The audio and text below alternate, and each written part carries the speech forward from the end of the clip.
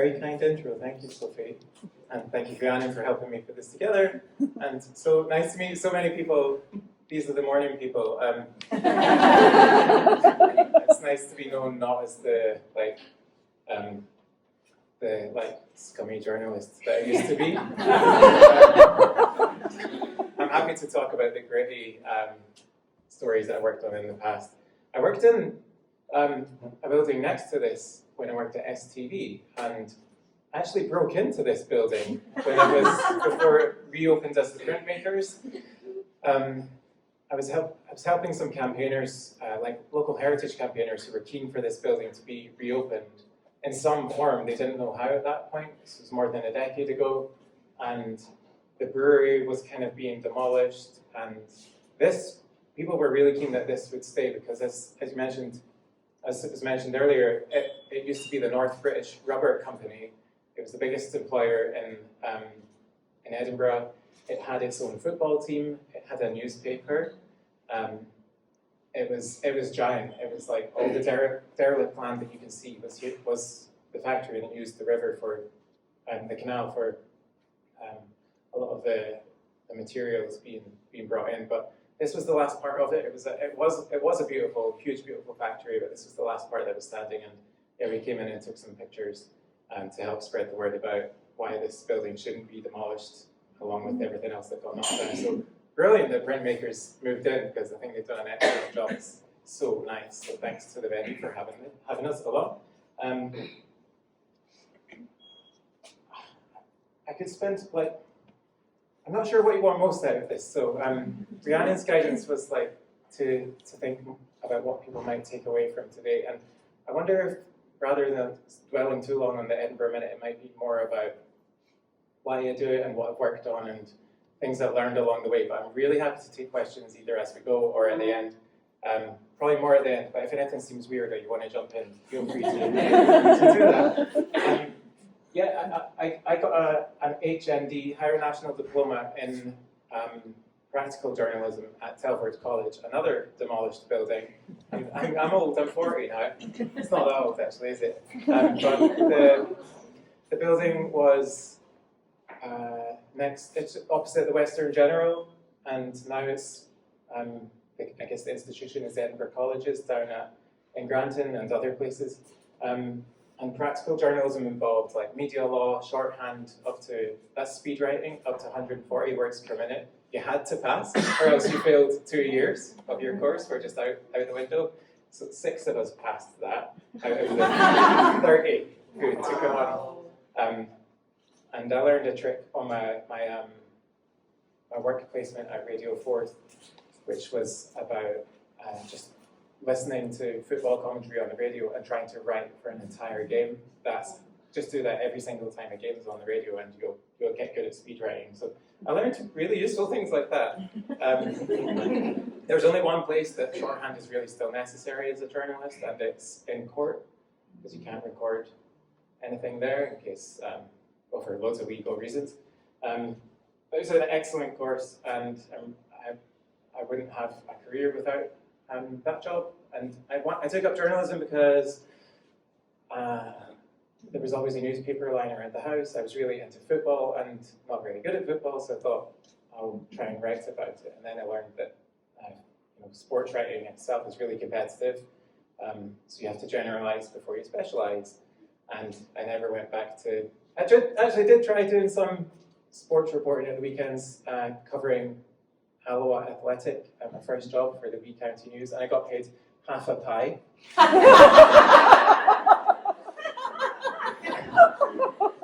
And they invited me back to keep on shadowing the guy who'd he was in his 70s and he was past his retirement, but he was just continuing to do it to see his mates and didn't want to give up the job. And I understand, it was a good job, paid better. He got more money than me, obviously. I did get some money one day. He gave me a £10 note to phone in his 3-sentence teletext report. Teletext, maybe some of you don't know what that is, but teletext was there was a button on your remote that would bring up the news, and it was just text. It was just 1-sentence reports, which sounds kind of familiar to me now. And I'll skim through the rest. I ended up quitting news after 10 years because I was disillusioned with, as you kind of progress through from local news to national, you don't help people as much, and you kind of fall into management and lose sight of why you got into it. And I really did see the impact of how local news can help people in my first 3 years, but towards the end I felt like, if it leads, it leads. Just I keep seeing that and hearing it, and it doesn't sit right with me. There were some funny instances, though, that I suppose are good stories from when I worked in national news. Like you had to do a lot of door knocks as a young reporter, and one of the doors I knocked was the family of a grieving young soldier who died in Afghanistan. It was over in Dunfermline, and I knocked on the door, and this was when I worked for an agency called Deadline, or as I was saying to someone earlier, we called it Breadline because the wage was very low. My first job actually was like £7,000 a month.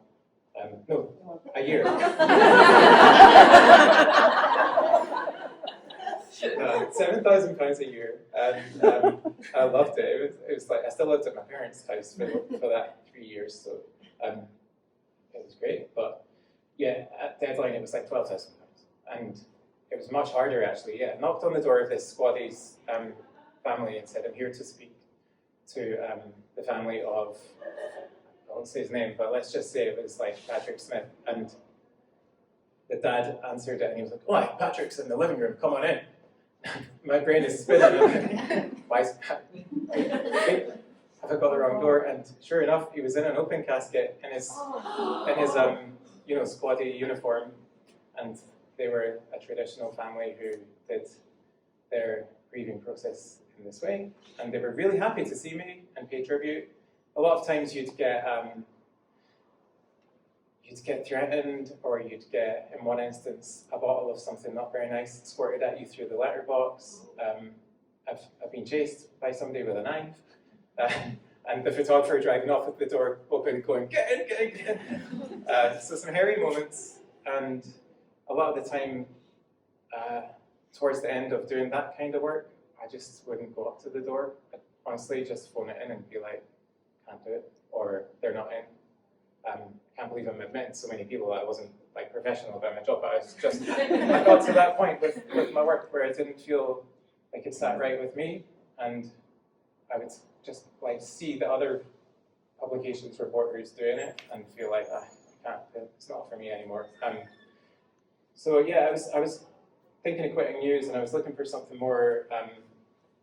What can you see? Yeah, you can read. Maybe you can read that. But in 2016, I went on a bit of a mission to join Instagram because it was, at the time, a photography-led app that was doing things like Insta meets for photographers to meet up in real life, meet who you follow, and I loved that, and I was like, this is really positive stuff. And they also, alongside those kinds of features, had real proper photojournalism and like first-hand stories from war zones by war photographers. And then the more I dug around, I realized these people are staff. Instagram's hired like ex-National Geographic people and really like high-ranking journalists from around mostly America, but turns out it's an international team. And after getting knocked back once for a job, I ended up getting a job there as on editorial production, which was managing 7 calendars for publications on their social platforms, so like Instagram.com/Instagram. And being trusted with the keys for that and some of the writing for that was a real honor because I was a total fanboy. It was like a fan that got on the team. And meeting these people in real life was amazing. And it was a life-changing job. And I've stood up in front of people and spoken for an hour about that. I've done the same about the next job, which was at Condé Nast and Vogue. I really shouldn't have been there. I'm not a fashionable person wearing shorts in March, but yeah, I was, I suppose, asked to work on that due to the production stuff I've worked on in the past. And editorial production is like all the stuff that journalists don't want to do, to organise the output and make sure that everything's perfect. So I've always had an eye for that kind of detail, and as long as the content isn't as long as it sits with me well, I feel happier in the job and felt like I found a direction that was more aligned with what I felt was a good use of my time.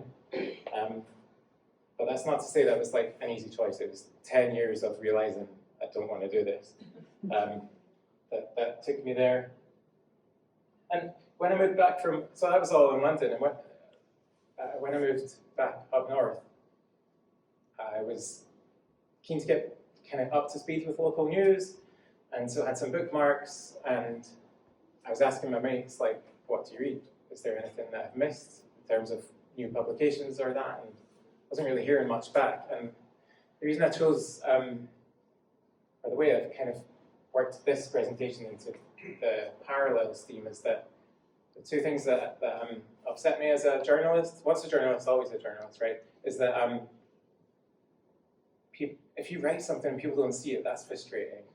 And you see sales, media, I'll show you, I've done some local research anyway that show that sales of the local media are down and have been falling for a long time. And in parallel with that, so has voter turnout. And as a journalist, like, you'll see I worked at The Guardian for a year, and I totally drank the Kool-Aid with that organization, because one of the things they teach you is that their mission is to encourage interest and participation in local democracy. I really bought into that. I was like, that's what journalism is. That's so good. And I still believe that. I really believe that it's super important. Like, if people don't have something to read and know about all the kind of public accountability journalism that's happening, if that's not there, no wonder people aren't voting, or if it's covered in ads and you just can't figure out what's happening, it's really difficult.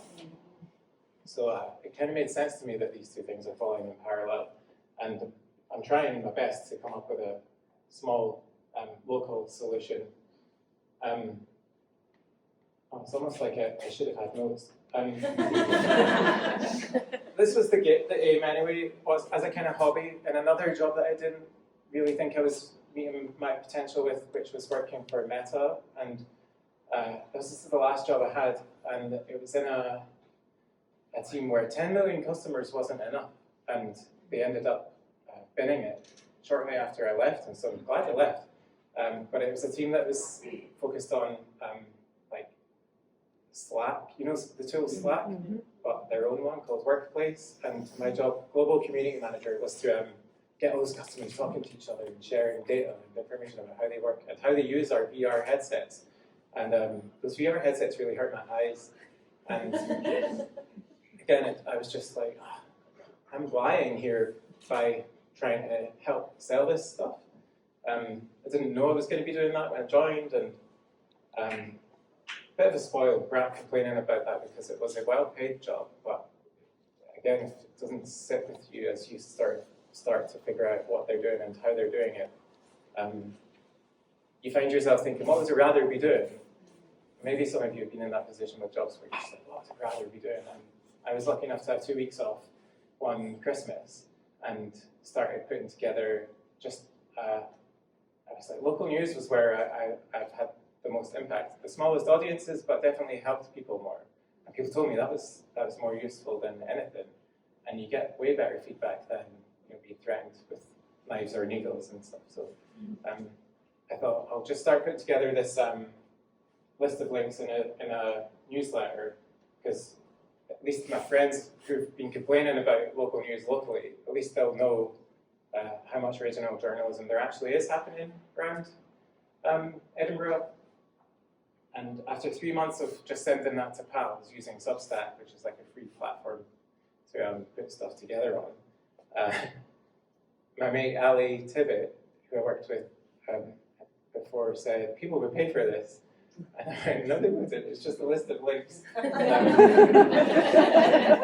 Ali Tibbett was right, and I know some of you are in this room, so thank you so much for paying for it, because it has become my job, and also it's inspired other people to launch their own versions, or be inspired to launch similar things around the world in the past year or so. Some I got to work on, some were just like one-off calls. video calls, showing how to curate a newsletter. It's not rocket science, but you need to know where to start sometimes, or know some practicalities. So I love helping people to start their own and then see what they do and how they iterate and develop the very simple concept. But apparently it's a revolution. I find it really funny when I'm in the news. For good reasons.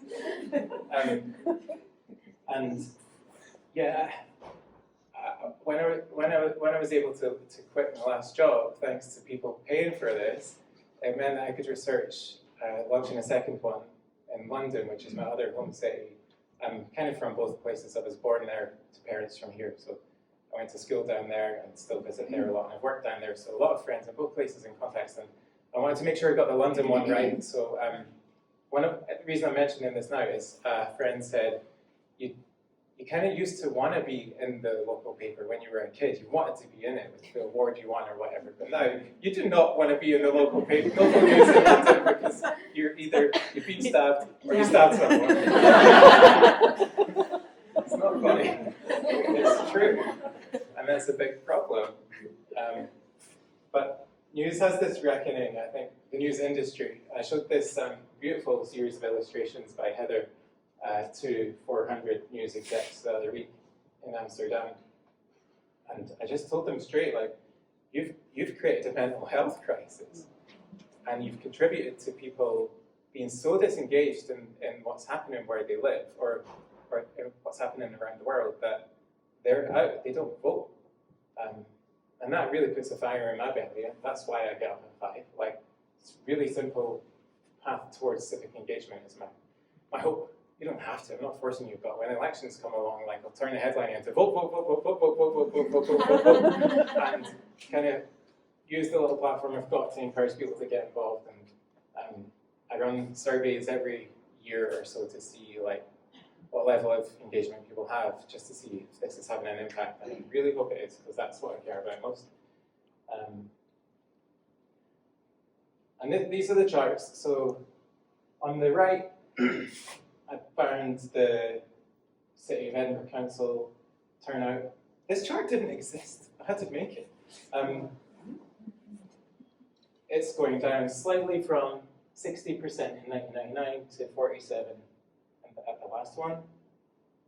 And look at the media sales in Scotland. That's nationally. And then in Scotland, also down. And then that one on the right will change again. It's not, I never got time to make this a chart, but basically the Scotsman and the evening news sales have gone down. And these are hard to find as well. I had to go into Internet Archive and dig out where people had captured these numbers. But from 18,000 in 2016 to 5,000 the other month for the evening news, that's not good. 20,000 for the Scotsman in 2017 to under 7,000 in December. And we need the media.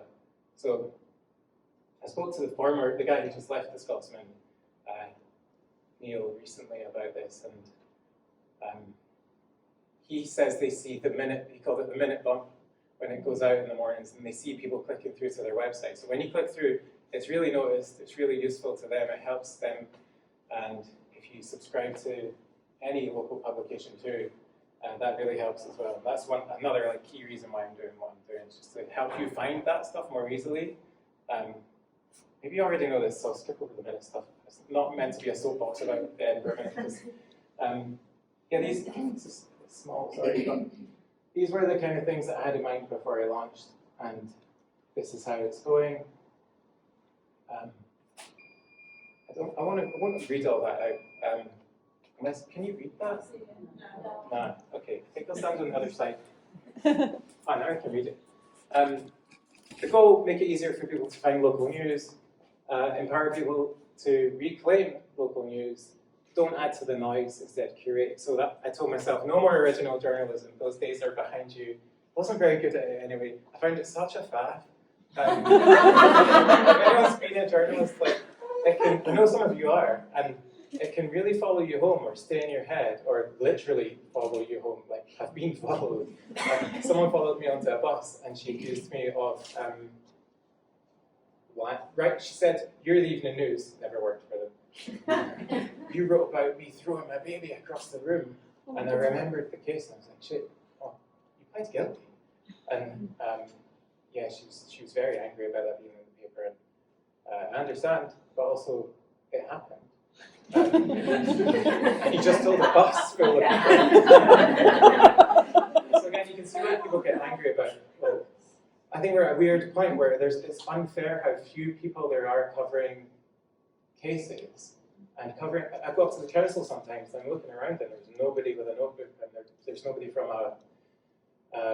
like a media publication there.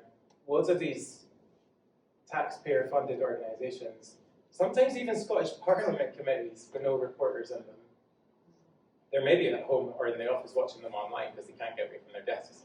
I sympathise with that too, so I've got to bear that in mind. But yeah, there's not as much accountability journalism, and it does mean unfair things like that happen. Worse things have happened, but that was a pretty bad case for that kid. I'm rambling here, but I didn't enjoy that side of sort of being told what to write and what cases to follow up when I had a hunch that other cases were more important from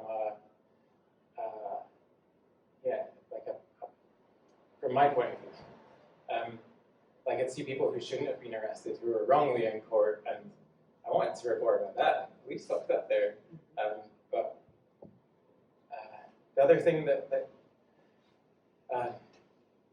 reason I left writing my own things was I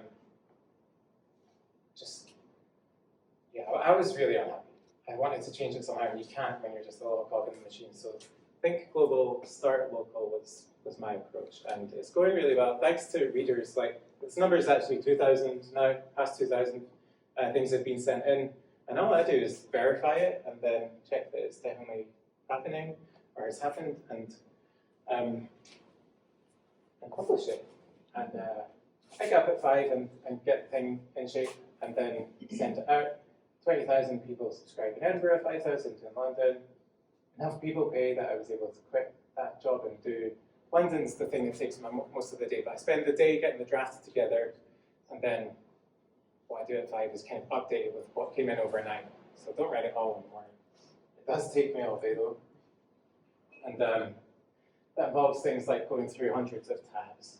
And it's a very manual job. You'd think there'd be some kind of AI wizardry, but AI doesn't, I was talking to someone earlier, AI doesn't have the local knowledge that we all have. It doesn't know that pothole outside, I've simply fixed it in Brunsfield at the crossing to the metro. It's always opens, and you need to know if you're on a bike because it's a death trap. It doesn't know that stuff, so as long as it doesn't know the things we know about people and places, I think local news is maybe a good place to continue to work as a journalist. And I've put together lists for, I think, representation of different types of voice and types of people. I put together, like this list is all the people who are writing in Edinburgh that are not white men.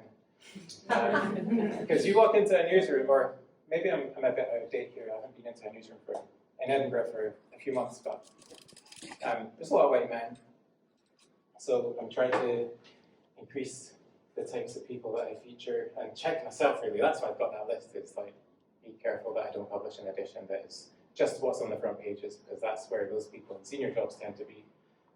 So you can use the platform to share out the exposure, then yeah, of course I'm going to do that. That's what a newsletter looks like. That's just in this part of the presentation. You know what it looks like. I mean, it's so weird to be at a creative event where I'm showing you a list of links. I was telling my friend Andy that I've got a bit of imposter syndrome because there are a lot of creative people here, but apparently what I do is creative, and thanks for that encouragement. If you want to see a creative version of a Creative Mornings talk, Andy's is a really good riff on the theme of home, where he didn't even mention what he does much. He just touched on it and then spoke about how that can apply to anyone's life and practice and perspective. It's beautiful. I'd recommend watching that. But a big question I had was, is what I do legal? I asked myself a lot before charging people, because from a copyright point of view, I'd seen my own stuff get ripped off time and time and time again, and that's why I ended up working for an agent, a press agency, after starting in local news. You'd see your stories get ripped off or followed up, or they'd added some kind of additional angle, and it was like a frustrating learning. And my dad said, if you can't beat them, join them, and went to bed angry and then woke up going, he's right. So, but copyright, you can't nick anything, but as long as you credit the source and say in your own words what something's about, which totally aligns with how I wanted to approach this, which was just 1 or 2 sentences, journalist's name and the source, encouraging people to click through. I thought that might work to send some traffic. It's really worked, and again, I'm not sure if you can all read that, but basically it's an overview of the government website that I checked, and some ethics and values that I have, or set out to have before I started. So this was my list of things to do before I started, and it says, make it easier for people to find local news, always link to every source, include the name of the journalist and publication, no ads, no clickbait, legal, and encourage interest and participation in local democracy. And do one thing really well was a great bit of advice I got, just do one thing really well. And I've actually got it written on my wall so that I don't get tempted by all the toys that the internet encourages you to use, like live video and podcasting, and people have loads of ideas of what the Edinburgh Minute could also be. I just don't have time, and I think you all signed up for one thing, so I promise not to add in anything else because it won't be very good. And I don't, just doing one thing really well, I think is a good bit of creative advice as well. If you're kind of stuck or need to keep sight on why you're doing what you're doing. But I know a lot of you are multi-disciplined as well, so I bow down to that level of creativity. Slow growth is better than no growth was something I wrote on my mission on the wall as well, to reassure myself that it's okay if this thing doesn't grow fast, because it wasn't meant to be a business. I'm such a chatty sod. To start something that's a pure passion project that became a business accidentally through word of mouth is something I never expected, but I'm really grateful for and really proud. So thanks. And slow growth, this concept came about when I was arguing with my employers at Meta once, who were just trying to get growth by any means, because those people leave. They come past, and it's the same in clickbait journalism. It's all about drive-by traffic, and I know loads more people. In fact, if you put together the people I've met through my entire career compared to this job, the people I've got to know through the Edinburgh Minute is about 100 times bigger, because you're always just encouraged to get the stories, to have the contact in the back, do whatever you needed, and then move on. And again, I just think that old model can't last, and doesn't help the area that it's meant to serve. So slow growth is about finding slow growth with the right people is better than fast growth with the wrong people. That's a lesson I guess I've learned for myself. And it grew. That's over 2 years, and we're at 20,000 free subscribers now. And 89% of people who paid have renewed their subscriptions. So thank you so much. If you've done that, again, something I was extremely nervous about I've been in the past unsubscribing from things around winter time, getting a bit cost concerned, and Netflix don't really need it. So Spotify, okay, in the bin. And as that, in my first winter of doing this as a job, as that time of year approached, I realized I didn't have a plan. And I had started at a business school to learn how to run a business, and I asked for some guidance on that, and they were like, we've never been asked this. So I asked, I didn't ask, I complained to my wife, Sue. Or didn't complain, it was more like, I'm nervous about this. I might need to get another job if everyone unsubscribes, or if a few people unsubscribe. And she said, run a discount, 20% off, see what happens. And loads more people than expected subscribed. It was like a life-changing day in my life. It saw us through for like 3 months. 3 months of what used to came in a day. So you're among like an amazing group of people who I guess pay for it for whatever reason you have. But when I surveyed people about why you pay, I thought maybe it would be for the extras, because you don't get much when you pay. You just get the additional Culture Minute and the Weekend Guide. And 80% of people said they just subscribed to support it. So I was totally flattered by that, and also like kicking myself for putting in extra work, but also I think it's important.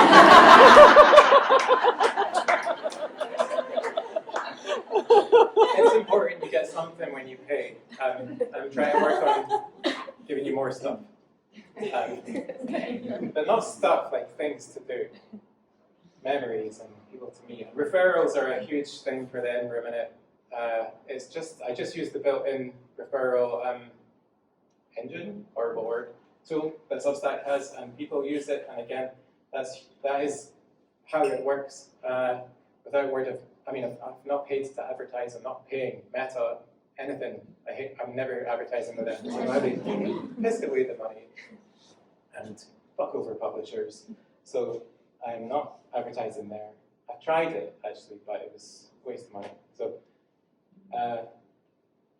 it's people that have helped it grow. So thanks again to people who do. And Carrie's not here, but she's at the top with 170 people that she's brought in, which is just amazing. Thank you, Carrie. Also thanks to Ian Rankin, who is the reason there is a spike on, where is it? I'm just going to go back to the chart. I can see it. That spike there was when he sent me, I didn't know he subscribed, and he sent me an email. If you don't know who he is, he's a best-selling crime author who's based in Edinburgh. And he sent me this email on the right, which says, I start each day in bed with a mug of tea and the Edinburgh Minute. It keeps me up to date with the city's most interesting nooks and crannies and lets me know what's happening and due to be happening in and around town. Feel free to use this as you see fit. I'm not a designer, so I was like, I'll just screenshot it. That's the tweet. And he was very kind in that he accepted the tag and accepted it going on to his page too, which has like a zillion followers. And a lot of those people signed up as free subscribers. And I have fun as well, like occasionally poke fun at the problems of local news. This was an edition that was everything that's not the local news in the local news, if that makes sense. So, £20 shoes at M&S. Yeah, I'm not going to dwell on this too much. I think I've been quite negative about local news, so let's move on. People have sent, this is far too small, sorry. A lot of you have sent me really nice, what's the word? Like the reason you subscribed, there's a wee box when you sign up, and these messages make my day, sometimes leave me in tears because readers like will totally just tell me how it's fit into their day, or something that they did, or a friend that they made, or a connection that they made. And I try and share these, ask for permission, unless if they didn't already give it. And they'll say things like, in fact, I should just read some out. There's some about mental health. Eduardo, my wife and I love reading our local news in the morning. It's much better for our mental health than the usual world on fire stuff. Helps us feel connected to the immediate world around us, which matters a lot more in the end. Right on. We've been a free subscriber for a few months and have upgraded to paid because we want you to be able to continue to doing this sustainably. And yeah, most of these ones on this page were about mental health and how like news can send you into a spiral sometimes of negativity, especially if it's the first thing you see. And someone actually pulled me up on this the other day. They sent I need to reply. She said the first like story in the newsletter all of last week was about some gangland violence, And I was like, you're right, that's the first thing you see when you wake up, that's not good. And so I started to put just a nice picture before it with a link to the weather and just something to pad it out a little bit. But I decided to keep in that. I know I was saying like, if it bleeds, it's not good, but safety first is my other kind of competing thought. Because you need to know that someone got attacked in that park or that street has police presence this morning if it might be in your neck of the woods. So I'm not going to ignore that stuff or like stick it below the cafe openings. You know, you need to know. But I'm trying to be more creative with by adding some visuals or a longer introduction. Thought about content warnings, but I think that opens the floodgates to all sorts of stuff. So there are pages and pages of these testimonials and reasons, like you do the hard work for me, the links are helpful, people remind me to take time off, which was really kind and sweet and I didn't expect.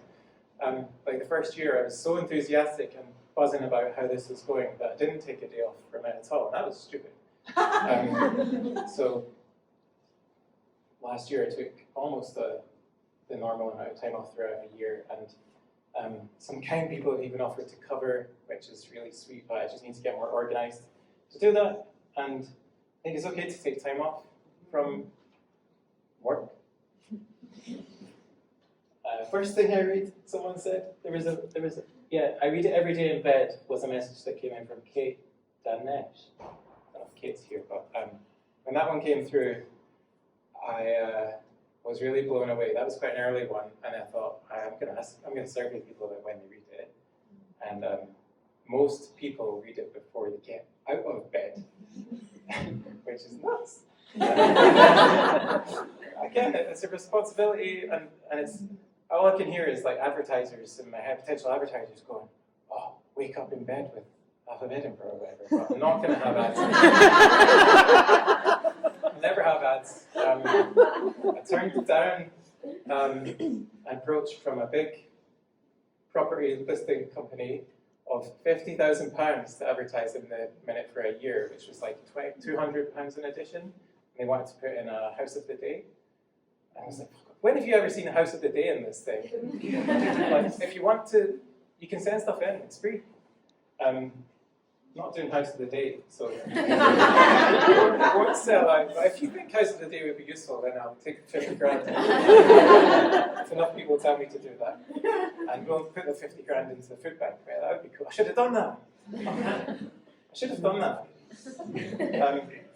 Yeah, there's Put it in really low down. Maybe I should have done that. I run community workshops now too. Community being like actually working with people in various ways rather than trying to get customers, which was how I was, I guess, poisoned with that word for a long time, working at places where they replaced the word customers with community. And I learned a lot about what it could actually mean and what it should mean and what it has done before the internet. And when I worked with someone called Bailey Richardson, who wrote an amazing book called Get Together. And it has this 9-step framework about how to make being part of a community better for the people who are in it, and to make your life easier as a community manager or starter, and eventually let people run it themselves. And the Edinburgh Minute is like a complete experiment based on this. And I'm kind of at the stoke the fire stage. So it says, part 1, spark the flame, pinpoint your people, do something together, get people talking. Part 2, stoke the fire, attract new folks, cultivate your identity every day. Pay attention to who keeps showing up, which is the big one. And then the final part is pass the torch, create more leaders, supercharge your leaders, and celebrate together. So I'll definitely invite people to meet up more, and also people who've been inspired by the format. I'm going to try and get people together as well at some point this year. Yeah, this is everything I just said. and how you can use various tools like referral codes and URLs to track who's doing what. But I don't dive into the data too much. The main data I look at, you don't get much from Substack, but I see the most clicked links. That's the most useful thing to me, and I share it back by putting at the end of each newsletter because I think it's useful to know. This is kind of like for corporates who are confused about how do we grow? And it's about transforming your questions and your thinking about what growth means and should be. And instead of saying, how do we speak to people, it's how will they speak together? And thinking practically about that kind of thing. I really believe in that, and it's really opened a lot of doors for me. I can see Ellie there, who runs or started Soapbox and now does a beautiful talks session. She invited me to sponsor Soapbox, and I was really happy to do that. Soapbox is a networking event where I met a lot of creative people in this room, freelancers, and just a beautiful, beautiful event. Everyone Ellie does tends to attract lovely people, and those were people I'd never met before, so it was amazing to go on to that. I did donate to the food bank last Christmas as well, and that was again thanks to readers donating. And I showed up. You can only take out £300 in cash machine. I didn't know that. Never done that before. So I had to delay it and then go back the next day with more money. And they have a big check, and I was like, oh, I'm going to be in the local paper. And I didn't need to stab anymore. And I was also so honoured to sponsor the Creative Edinburgh Awards, one of their awards, in a few months ago, which was such a good event, worth every penny. Worth every penny, like some excellent local creatives who are sometimes just volunteering, some people sometimes doing it for their jobs, but a lot of the time pure passion. So to be able to, I read a lot about how hard it is to get funding as an artist, and to spend all year doing that and not give it back, wouldn't have been right. And it was a 4-figure investment. It was a lot of money for me as a sole trader, but it's money that I didn't expect to have. So it was so good. The joy in people's faces when I knew that they were going to win, but I could see, I was making sure to watch them when they heard their names being read out. And I guess it's the equivalent of the camera at the Oscars. They know who's won. And it was genuine joy. Some people were just so ecstatic. It means a lot to win awards for creatives, and they get cash. So yeah, I've already spoken about London Minute. I launched that as a result of going full-time on this. And then the same thing happened. People would mention it on Reddit. Like this guy, Adam Tackquire, replied to a thread. Michael at the London Minute does the Lord's work 5 days a week, curating local London journalism, getting out of there before 7. Big fan of his work. So yeah, launching that meant I had to, instead of get up at 6, get up at 5, so that they can each have an hour of being updated. So I spend all day getting the draft together, and then update it in the morning. And not as many people pay for that yet because it's still quite young.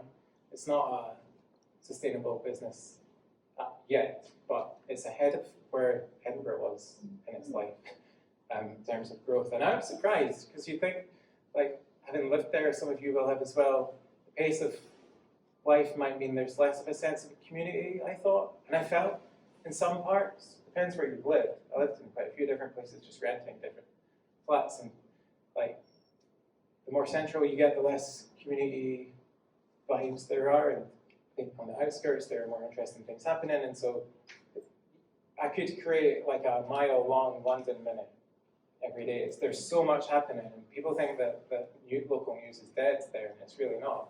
But it does have it's just hard to find.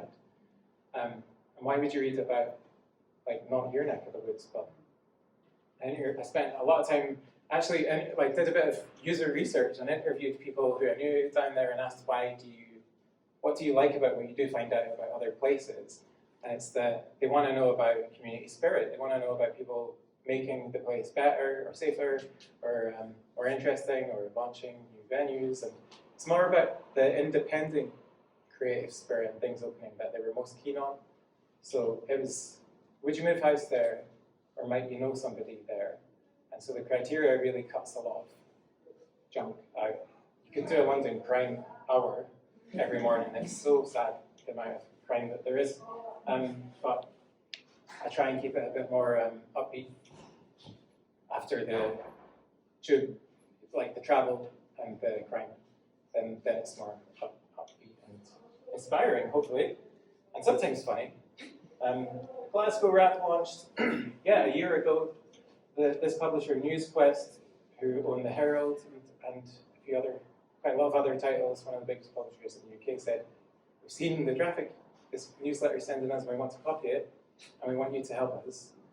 And so fair play, they did ask, and they paid me to help them launch it, which was cool, and that's a nice surprise. And it meant that was a real moment that it clicked and it changed, and I was like, okay, I've passed the amount that you have to start paying tax.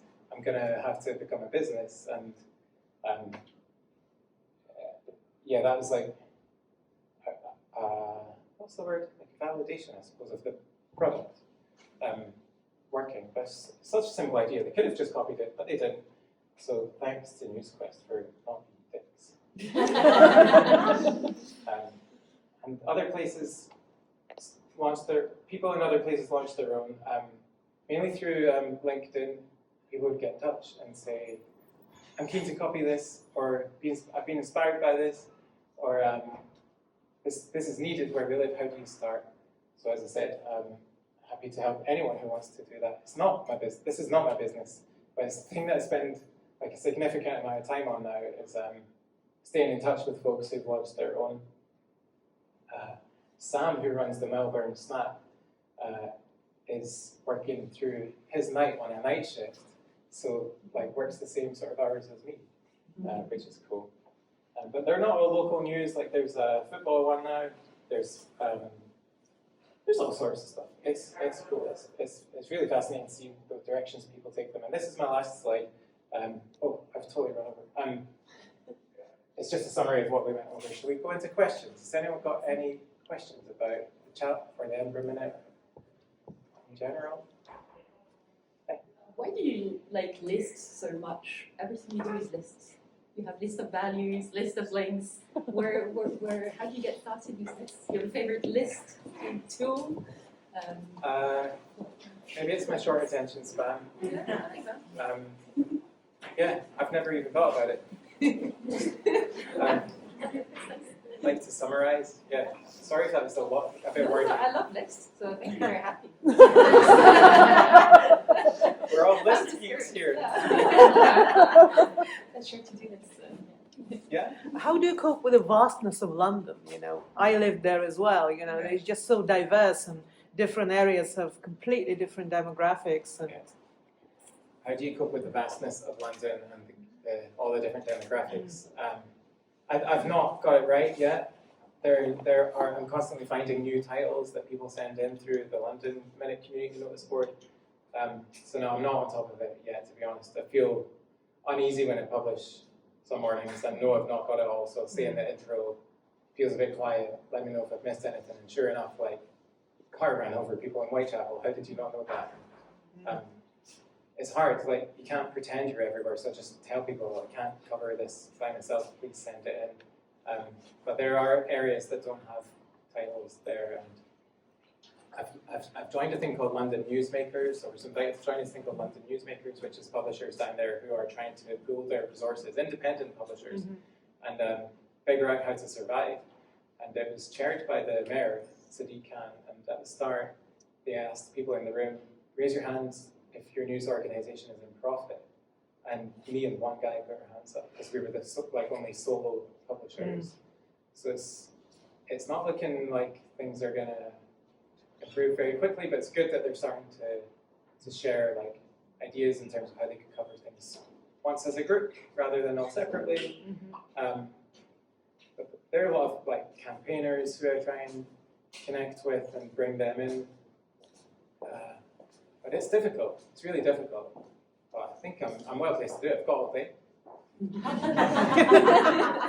It's quite ambitious, you know, like picking the biggest. It's not even, I mean, to me, it's a city that belongs to this like global elite cities like Los Angeles, New York, you know, it's almost like a concept really rather than geographical, you know, space. Yeah, and there are fewer like,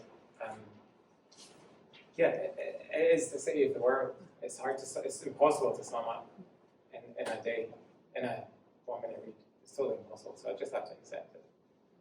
Luckily, there's no pressure, so I'll take my time to try and get it right. So if you've got any tips or places that I should be reading, let me know. Yeah, I left it a long time ago. Got any other questions? Hi. How did a room full of journalists in Amsterdam respond to you calling them out for what they've done? That's very brave, by the way. I was encouraged to by the organisers. They said we need to encourage people to think more about ways that people have the option to pay for news rather than be bombarded with ads. So the whole conference was about how do you pivot from an ad-based model to subscriptions. And they wanted to use this example as you don't need to force people to pay. They might pay anyway. Take that risk. And the response has been totally overwhelming. Like, I've been asked to go to loads of newsrooms and do it again. And so I'm just sending them the recording and saying, I don't need to come to your newsroom. Like, if you've got any questions, like, just get straight to it. And nobody took it badly. It wasn't directly personal. It was more like, these are the problems that people are saying they're having with the user experience of news websites. I'm sure they've heard it before. It's just hard to make change in big organizations, so I actually do sympathize with that as well. On that topic, what are your thoughts about how local media can improve itself and change, because it's seriously declining, and it's also so key to your business that it doesn't go away. You need local media, but it's dying. Yeah. I know that no one's really managed to answer this question, but I'm curious what you think. Yeah, if I knew, I would be rich. Yeah. I don't know, but let's just say it's surprising how many are trying to get me to work with them as a consultant. Like, the worst offenders all want to change. It's just hard because they're on life support with an ad-funded model. And so they're looking at like small experiments that might change things. So I'm actually quite optimistic, more optimistic than ever. I've never seen so much interest and excitement in local news in my life. It's always been bad news, decline, and just things had to change at some point.